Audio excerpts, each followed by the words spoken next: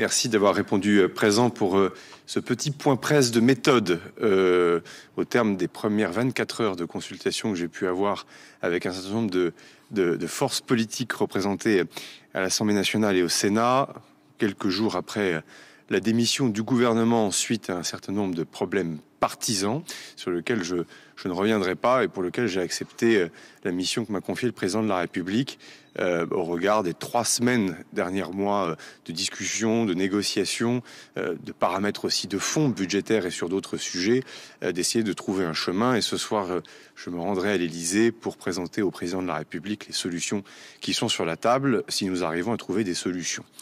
Et de fait, si on voit beaucoup de choses dans la presse et beaucoup de commentaires dans la presse, notamment hier, j'ai de bonnes raisons de vous dire que, parmi les bonnes nouvelles, l'ensemble des consultations que j'ai pu avoir avec la présidente de l'Assemblée nationale, Madame Braun-Pivet, avec le président du Sénat, Gérard Larcher, avec l'ensemble des formations politiques, de l'UDI, de l'IOT, des Républicains, de Place Publique, du MoDem, d'Horizon de Renaissance et d'autres, qu'il y a une volonté d'avoir pour la France un budget avant le 31 décembre de cette année.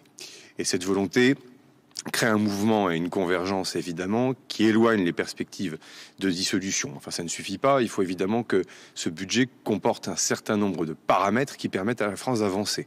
Je pense pouvoir dire aussi qu'il y a une énorme vigilance des formations politiques à dire attention, la situation politique dans laquelle nous nous trouvons peut emporter des conséquences économiques, sociales, y compris en matière d'emploi. Et ça, évidemment, c'est un paramètre qui est absolument clé, protecteur, sur lequel nous devons aussi nous accorder. Puis troisième chose, évidemment, la réduction de notre déficit, qui est clé, y compris pour la crédibilité de la signature de la France à l'étranger, notre capacité tout simplement à emprunter, donc l'impact aussi sur les taux d'intérêt, ce qui est vrai pour l'État, ce qui est particulièrement vrai aussi, évidemment, pour les ménages et les entreprises. Et tout le monde s'accorde à dire, en tout cas dans les rendez-vous que j'ai eus hier, que la cible de déficit public doit être tenue en dessous de 5% du déficit, et c'est-à-dire en clair entre 4,7 et 5% de manière définitive. En tout cas, je vous rends compte de ce qui m'a été dit par les différentes formations politiques qui témoignent d'ailleurs d'un chemin de responsabilité.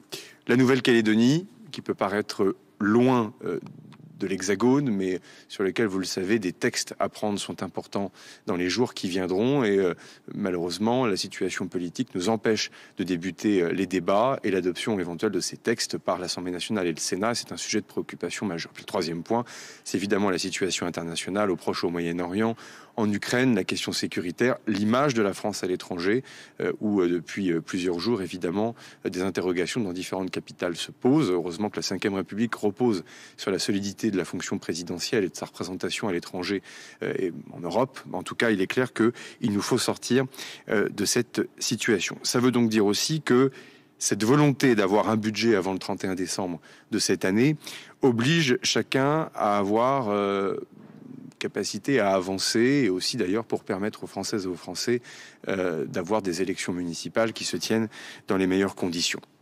Sur cette base, je recevrai l'ensemble des forces de la gauche républicaine ce matin et ce midi pour voir quelles sont les concessions qu'elles demandent aux autres formations politiques pour garantir cette stabilité, et quelles sont les concessions qu'elles sont prêtes à faire aussi, le cas échéant, pour le permettre, car j'ai cru comprendre qu'elles aussi souhaitaient que la France puisse se doter d'un budget avant la fin de cette année. Et donc on le voit bien, de ce moment de difficulté, de crise, crée aussi un moment de responsabilité sur lequel j'espère pouvoir trouver un certain nombre de solutions pour les présenter ce soir au chef de l'État. Qu'il me soit permis de terminer par un point qui n'est pas que technique, puisque j'ai pu voir qu'un certain nombre de Françaises et de Français se sont émus.